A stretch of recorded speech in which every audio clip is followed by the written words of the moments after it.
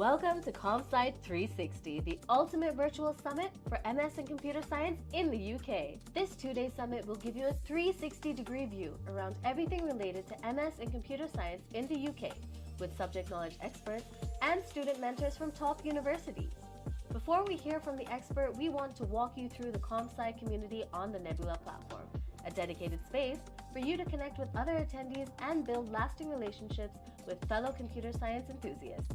Throughout this summit, you will interact with a number of subject knowledge experts, and if you wish to get a personalized one-on-one mentorship session or get your queries addressed, you can book a slot with them by visiting their Nebula profile. We believe that this session will enhance your learning experience and help you achieve your study abroad goals. Thank you for joining us today, and we hope you enjoy the summit. Hello, everyone, and welcome back to CompSci360, the ultimate virtual summit for Masters in Computer Science in the UK. I am Sadhana, part of the Nebula Engagement and Outreach team, and I'll be your host for the day. It's great to see you all, join us on this lovely Saturday afternoon. And in this talk, we'll be discussing the Chevening Scholarship and the pitfalls to avoid while aiming for the Chevening Scholarship. But before we dive into the details, let me introduce to you what Nebula is and how we help you achieve your international study and work ethics. At Nebula, we strive to bring about transparency, accessibility, and awareness to everything related to international studies and work. We connect international students, alumni, scholars, and experts from every related field to provide you with the resources and experience insights that you would need to make informed decisions about your education and career. Now, CompSci 360 is a summit organized by Nebula specifically for students aspiring to study masters in computer science programs in the UK. And our goal is to equip you with the knowledge and resources that you would need in order to succeed in your studies and career. So, a general instruction from my end is please make sure you're in a quiet area with a stable internet connection and with no disturbances. And if you have any questions during the talk, please feel free to ask them in the chat box, and we'll answer them at the end of the session when we'll have a Q&A session. So, without further delay, it's my pleasure to introduce today's speaker. Please welcome Thushara Nair, an accomplished streaming scholar who is currently pursuing MSc in Data Science in the University of Manchester. Tushara brings a wealth of knowledge and experience in the field of data science and higher education. Her talk will focus on the pitfalls to avoid while aiming for achieving scholarship, as well as provide valuable insights in the selection process and what it is like to be a student scholar. So, Tushara, before we begin exploring around the Chevening Scholarship, we'd like to hear a bit more about your journey. So, could you please take a moment to walk us through your journey and Yep. Thank you so much, and thank you so much to everyone who's also joined. So, I'm Tushara. I'm currently pursuing a master's in data science from the University of Manchester. I am one of the around 1,400 Chevening scholars who were selected as part of the 2021-2022 cohort. And Before this, I did my undergrad in computer science and engineering, and I have worked as a software engineer for almost 3 years. And I believe after 3 years, I felt like it was the right point in my professional trajectory to move to data science, and hence I started looking into Chevening and looking into different curriculum that the universities in the UK has to offer. So right now, I'm pursuing that. Yeah, that's all. yeah, Thank you. we're so eager to learn from, all the experience you would have gained through this journey. So, let's quickly jump in and can you tell us more about what the Chevening Scholarship is and what inspired you to apply for this particular scholarship?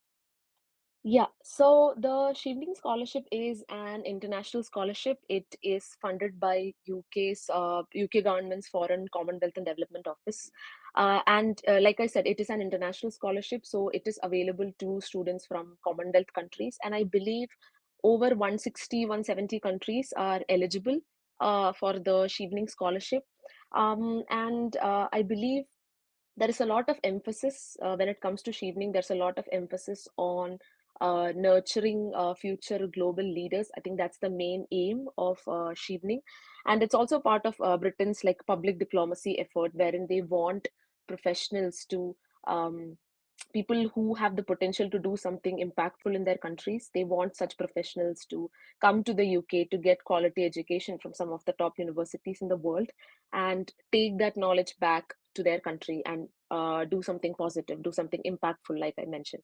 So that's what the Chevening Scholarship is. And I guess for me, there were a multitude of factors that motivated me to apply for the scholarship. Um, One being that it's not just a financial aid when you talk about Chevening Scholarship. It's more of like an investment that Chevening makes in you because they believe in you, and I guess that gives you a sense of responsibility. So I think since it is there's so much focus on leadership and relationship building and whatnot. So I guess that is one of the factors. And I mean, let's not forget the fact that this is in fact a full scholarship. So um, as an international student, when you're moving to a new country, when your expenses are taken care of, that can be a huge relief, and all you have to do is focus on your academics. So obviously that financial aid part definitely plays a huge role. And the most important factor that acted as a motivation for me was the exclusive networking opportunities that Chevening had to provide. And I cannot stress this enough. I cannot stress how important it is to form good networks for from both a professional and personal standpoint. So since Chevening provides such exclusive networking opportunities with current scholars, past scholars, and people who are experts in some domains, I think that is also a huge plus of being part of this community. So yeah, I believe that's what the whole that's what Chevening Scholarship is all about, and those are some of the factors that motivated me in choosing the scholarship. Yeah, that's very, very promising. So, what are the expenses that CB scholarship covers, and are you allowed to, work part time when you are a CB scholar? So Chevening basically covers everything. If I get into too much details, it's from right from the beginning, your visa application costs, and you have to, when you're moving to the UK, you have to get some medical health checkup done. So the costs for that, your flight tickets, flights for going to the UK as well as coming back from the UK, your tuition fee, and you also get some allowances so that when you reach the UK, in order to settle down, you get a small allowance. And there's a travel top-up allowance that you get if you're outside of London, and Chevening does organize a lot of events, and some of these events can be in London. So so that the scholars can travel back and forth, they do get a top-up allowance as well. So basically everything is covered by the Chevening Scholarship when you are in the UK. And yes, you can work part-time here when you are coming here as a Chevening scholar. And I believe the standard work restrictions that comes with the student visa, I believe you can work 20 hours a week in term time. And during, if it's not term time, you can work for about 40 hours. But yeah, you can work as a, have part times when you are here as a Chevening scholar. But there are some restrictions on added income that you can have. But I would strongly suggest to visit Chevening's official website in order to get more, in order to have more details on that. So yeah. My next question to you would be, what are the key deadlines and requirements, in terms of somebody's profile or the documents, etc., that are required for the, process of the scholarship application? Yeah. So the exact dates of the deadline might vary every year, but I believe the application window opens in early August. And this is when you are going to craft your essays. This is the first stage. You have to give a very strong application so that it can take you forward to the interview stage. Um, so yeah, the application window opens in early August. So if you want to get a master's in 2024, then you have to start applying in the August of 2023. So it's a huge process. It takes over a span of 9 to 10 months in, from the application stage till the uh, till when the interview results are announced. It's a long process. So yeah, the application window opens in August, and you're basically submitting an application which has you have to write a couple of essays, highlighting your leadership, relationship building experiences, highlighting what your career plans are and why you're choosing the UK, why these universities in the UK. So, and I believe the application window closes in early November. And you have to spend a lot of time on crafting the essays, drafting, redrafting, proofreading, making someone else proofread the essays, and so on. So that's the initial stage. The application window closes in early November. For me, it was 2nd of November, if I'm not wrong. And from that, you just wait for a couple of months. You get the interview selection email in around mid-February. For our cohort, I believe it was on 10th February that we had gotten the mail. But during this period from November to February, you should focus on applying for all the universities, that especially the ones that you have mentioned in the Chevening application, getting reference letters, and applying for you might need to give some English proficiency tests like IELTS or TOEFL. So looking into that, applying for that. So that's what you do in the period from November to February. But February, mid-February is when you get the interview selection email. And then as soon as you get the email, you're asked to select a slot for the interview, and the interview might take place online or offline. Offline, it might be at the British High Commission in Delhi, but for our cohort, it was online. And you give a half an hour interview with the panelists. And yeah, so the interviews take place from February till late April, if I'm not wrong. And then finally the results of the interview are released. They are released batch by batch, but you should be able to get the results starting from June. For us, for Indian applicants, we received the results in late June. So that's what it is. And by the time between this interview, between the time you give your interview and you get the results, you have to focus on getting an unconditional offer letter from the university. And if when you're selected as a Chevening scholar, that's the first thing that you have to submit. And after you have been selected for the interview, you also have to submit some educational transcripts, like your latest are the educational transcripts for your latest undergraduate degree or a master's degree if you have one. And yeah, so those are the key deadlines, and the requirements is um, like I said, you need to have an undergraduate degree in order to apply for the Chevening scholarship. And Chevening says that you need to have 2 years of work experience. But when they say 2 years, it need not be like a proper corporate experience. It can be unpaid work. It can be internships. It can be volunteering experiences. But yeah, so you need to have 2 years of some sort of work experience so that you can apply for the Chevening scholarship. And apart from that, the documents are the educational transcripts, like I mentioned, reference Mhm. letters that you have to submit once you are shortlisted for the interview, and finally the unconditional offer letter from the university after you've been selected as a scholar. So those are some of the key dates and requirements. Yeah. Mhm, mhm. Thanks, Tushara, for the detailed info. Now let's talk more about your experience.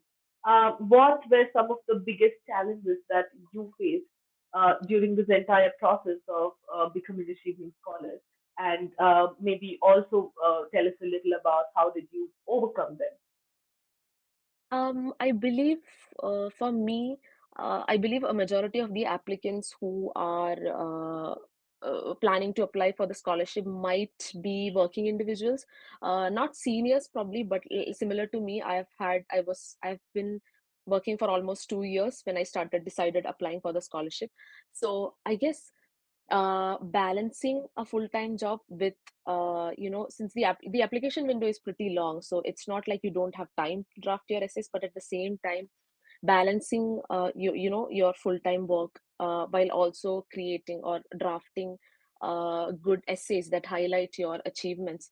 I think that to find that balance, it was a challenge for me. And this is a mistake that I had made that I wouldn't suggest. I had misread the eligibility criteria, and I had only 10 days left to apply for the Chevening scholarship before the deadline closed. But it ended up working out for me, but I wouldn't suggest it. Do not keep your applications to the last moment, because towards the end, when a lot of people are trying to submit their applications, the site can have a lot of traffic and there might be some hindrance there. So do be prepared. So I guess one challenge was definitely that balancing work and while also, drafting good essays that can go with your application. Um, and I believe something else that I was facing throughout the application is imposter syndrome is very true when you're applying for a Chevening scholarship. Um, because it's so prestige and prestigious and around I believe less than 3%, bordering 2 to 2.5% applicants are only selected as the final scholars. So you can have that, you can doubt yourselves a lot. I believe you might think that you don't have enough in leadership or networking experiences, but that's not the case, because when Chevening says that they want potential leaders or people who have had relationship building experiences, they're not saying you don't have to be at the top of the corporate ladder in order to have a good leadership experience, basically. Any activity that you have undertaken where you have led a small team and you have brought about some impact, you have been a leader there.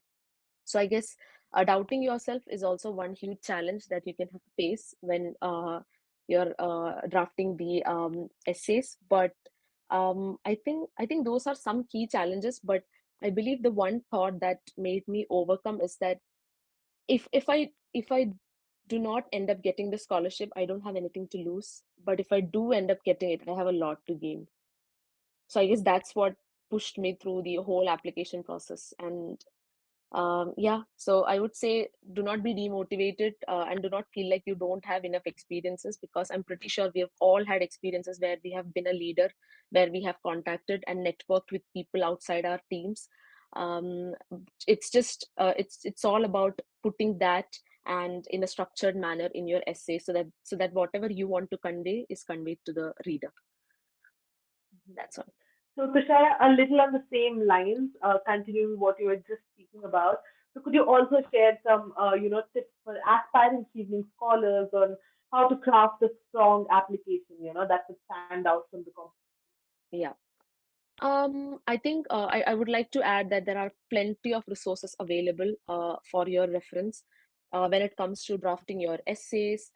These resources are put up by previous scholars, and also Chevening's own official website has a lot of tips on how to draft essays, on how to submit good reference letters. Definitely refer to all those resources, as many resources as you can. These could be videos, this could be blogs and whatnot. But some steps that I followed is when you are approaching your leadership and networking essays, it's very important to follow the STAR approach. STAR is an acronym for situation, task, action, and results. It basically allows you to think of your leadership experience in a structured manner, and it allows you to write those experiences in a structured manner so that your experiences are conveyed to the reading committee. So follow the Mhm. STAR approach.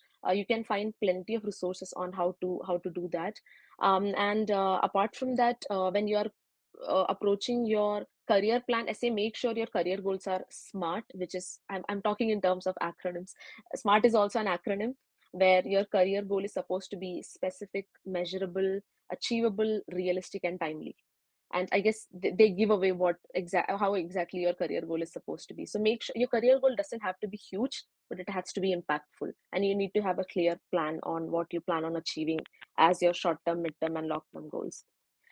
So that's one part. And I believe also, I mean, in the end, you are going to get your master's degree from a university in the UK. So you do want to select a university that caters to your needs.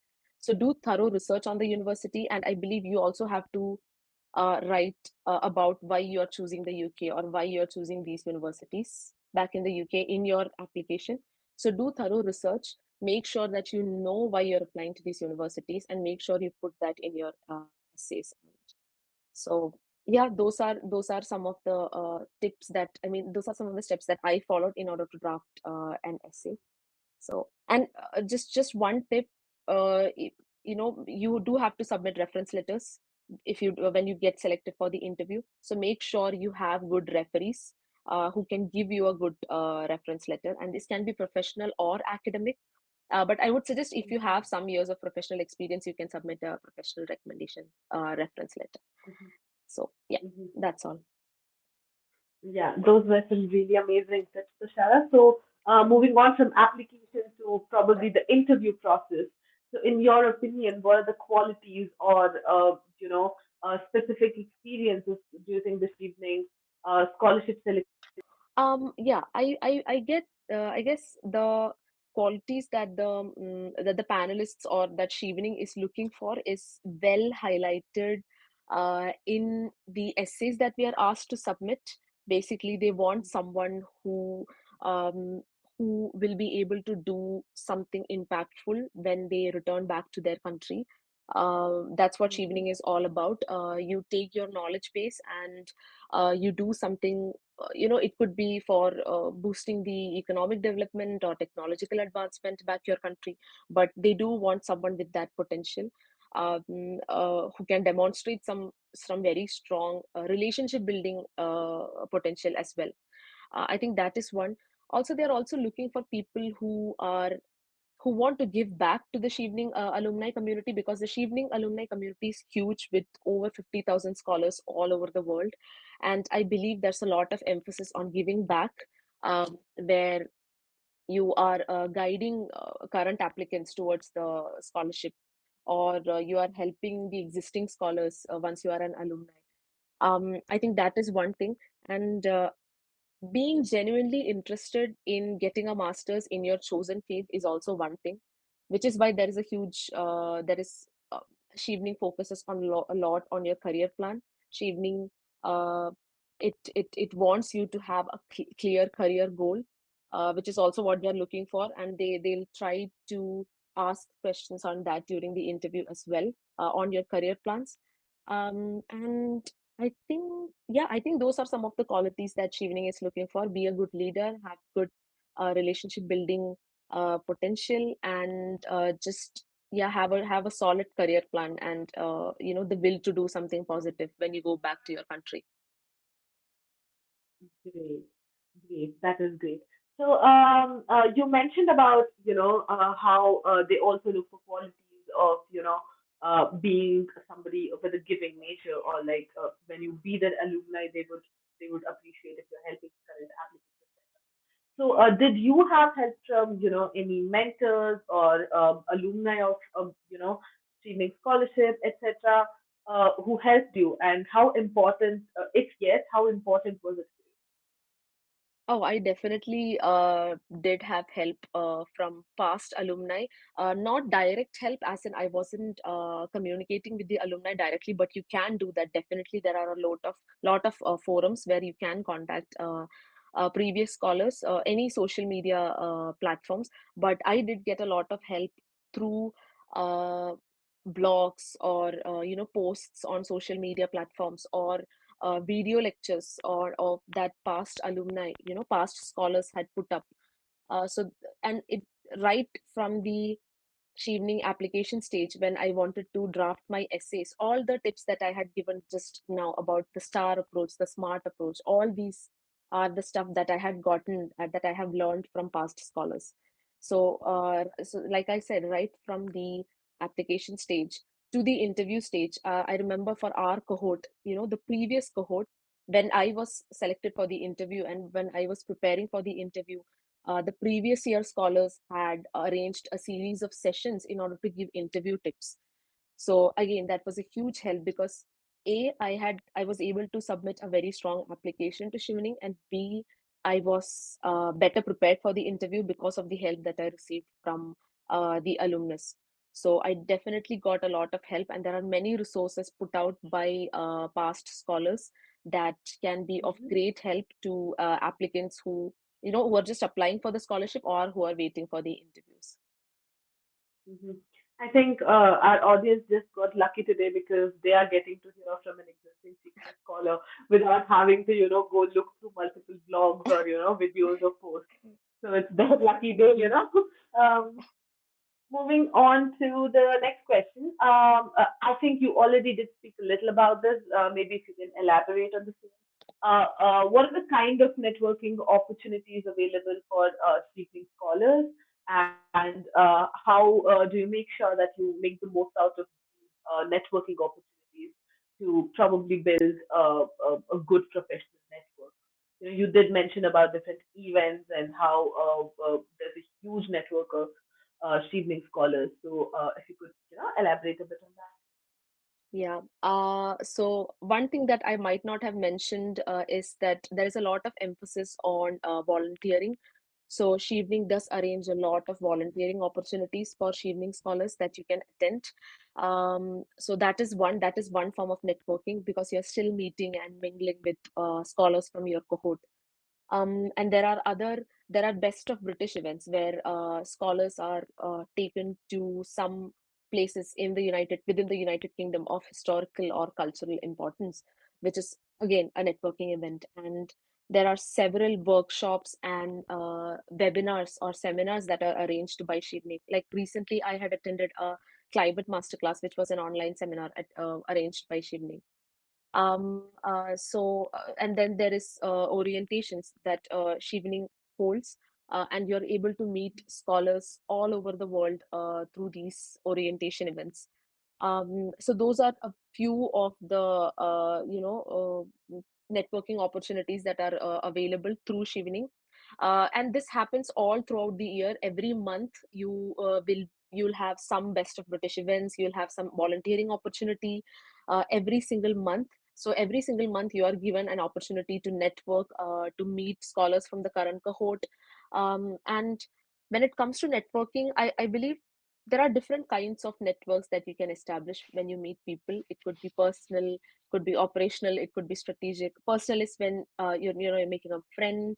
Um, but my focus would be on building a strategic network where you are meeting people who are interested in the same domain as you, or who have expertise in the same domain as you, or maybe you are the expert and you're looking for individuals who can contribute in the domain of your specialization. So that is what strategic networking is, and I think making use of these networking opportunities that Chevening provides in order to create such strategic networks uh, can be a huge boost, both from a personal and a professional standpoint. So when you are a scholar, make use of every single one of these networking events. No matter whether if it's online or offline, just make sure you attend these events so that you can meet some good people who are industry experts probably, and yeah, and boost your network. Great, great. I think that sounds very, impressive and something that everybody. I mean, it is beneficial to both people or the Yeah, entire bunch of people because right. everybody over there has went through so many rounds of shortlisting, and everybody has their own set of skills and knowledge and Yep, expertise to share. exactly. So yeah, that's amazing. So now that we have the last 15 minutes of the session remaining, I think we can move on to some questions from that we have from the audience.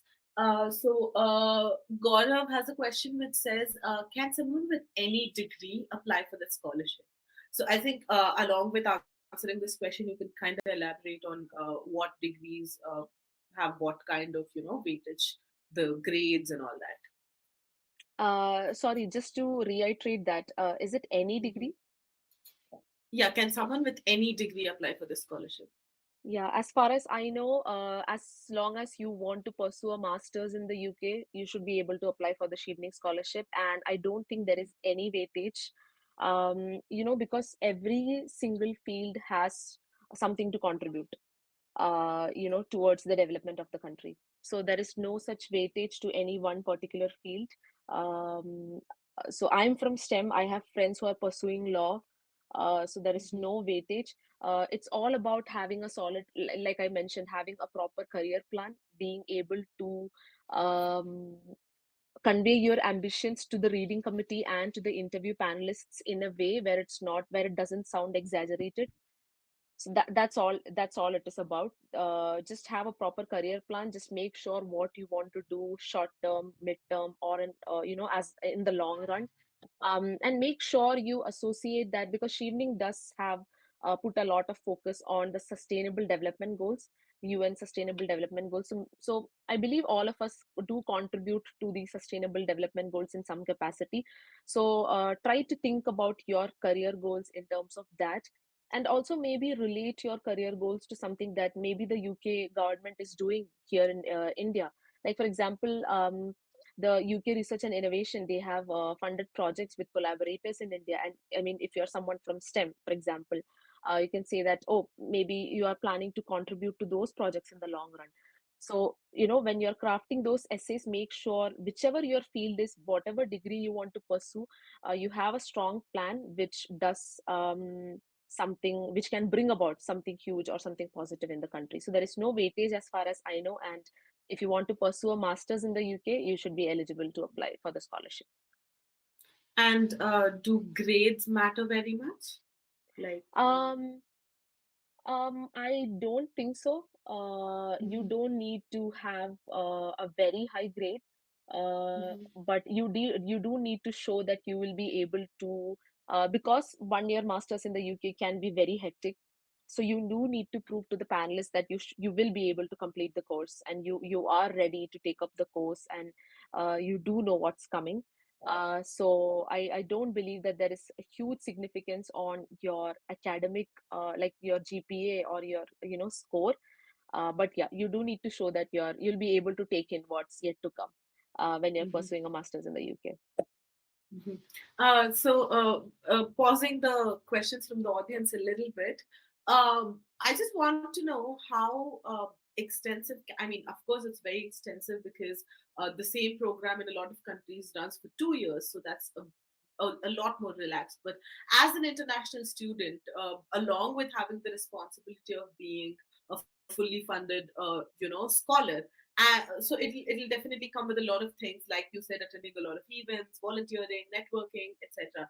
So, how extensive does it get, and how do you manage to balance, your academics, your grades, your submissions, and all the extracurriculars that come with it? I mean, like I said, it can get very hectic, but it's all about planning. Mhm, It's all about planning beforehand, because when it comes to Chevening, you do get, you are notified about events long before. So mhm, make sure your events do not. This is a mistake that I myself have made. So I wouldn't mhm, suggest this. Make sure, if you are planning to attend an event, make sure it doesn't collide with one of your submission deadlines. I guess that mhm, helps. And like you mentioned, it is a 1 year course, and unlike other courses, it can get very hectic. You might have to have several submissions, back to back. But it's all about finding the right balance and planning everything and prioritizing what is important. It's okay if you're not able to attend one event. If you have a deadline, it's completely okay. Prioritize your degree, prioritize your masters. mhm, mhm. Great. Moving back to the questions from the audience, another question we have is, what are my second best options in case I don't get selected as a Chevening scholar? Mm, so not sure about second best option, but I mean, in order to improve our chances of getting a scholarship, again, Mhm, I guess you're all learning from my mistakes. I didn't apply for any other scholarship apart from the Chevening scholarship. Fortunately, it did mhm, end up working out for me, since I did get the scholarship. But I wouldn't suggest anyone, make that mistake again, because apply to as many. There are lots of scholarships that are available for international students. There's a Commonwealth scholarships. That's British Council Scholarship for Women in STEM, and there are also universities. There's also Scotland scholarships for universities in Scotland, and also there are university specific scholarship. Like for example, Manchester has some scholarships offered. So do apply to as many scholarships as possible, so that your chances of getting a scholarship, the financial aid is mhm, secured, so that your chances of getting a scholarship is improved. I mhm, think that helps. And one thing that I would like to say is that, uh, do decide whether you still want to, beforehand, do decide beforehand whether you would still want to pursue a master's if you didn't if you don't get the Chevening scholarship. So do so that acts like a cushion, because like I said, it's a long process. You might be waiting for 9 months till July, June, only to end up, unfortunately not getting the scholarship. And at that point, you don't want to face this dilemma that whether you want to pursue the masters further or not. So even beforehand, make sure that what you're going to do in case you don't have a scholarship, whether you still want to pursue a master's. And if you Mm-hmm. do, like I said, apply to as many scholarships as possible, so that your chances of getting a scholarship is improved. Mm-hmm. Mm-hmm. Okay, we have an interesting question here. One of the people in the audience says, I've been shortlisted for this evening interview this year. So, can you please share your interview experience and anything that would help me in the interview? I mean, you did talk about the interviews, but maybe if you have any quick tips to give this person. First of all, congratulations on making it to the interview, because it's, I believe, from our cohort, around 65,000 applicants. There are around that many applicants, and only 5 to 5 K are shortlisted for the interview. So getting to the interview stage itself is a huge feat. So congratulations on that. And the next thing is, like I said, the interview is just a way for the panelists to confirm that you do know what you were talking about in the essays. You will be asked to elaborate more on that, but at the same time, we have to make sure that we don't go too much in depth about irrelevant points, because the interview is for a very short period of time. It's like half an hour, and you have to talk about a lot of things during this interview. You have to answer a lot of questions.